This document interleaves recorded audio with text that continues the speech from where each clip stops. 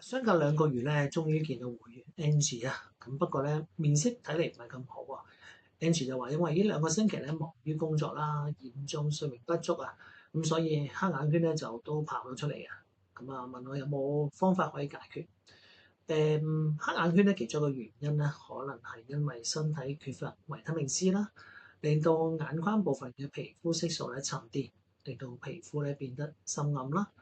咁另外，經常用化妝品咧，可能有一啲嘅化妝品嘅微粒咧滲透到眼皮裏邊啦，久而久之咧就會呈現黑眼圈啦。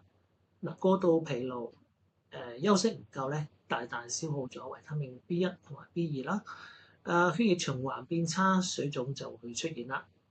嗱，我會建議多啲食奇異果、士多啤梨、橙、番石榴。嗱，同樣都係含有豐富維他命 C 嘅。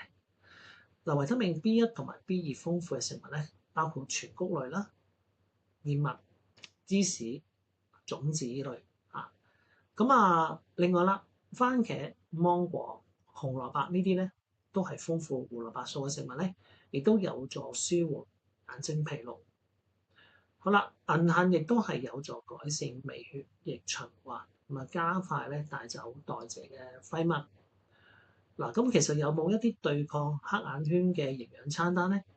好啦，不如今日我就為大家提供一個營養飲食餐單嘅建議啦。嗱，首先早餐咧有一碗嘅牛奶麥皮啦，10粒嘅車厘子。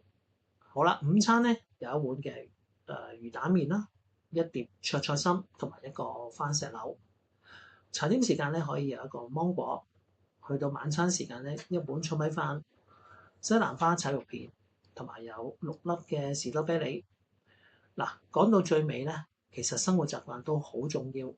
不如今晚早啲瞓覺啦，機能先會快速復原，營養先可以完全吸收到位㗎。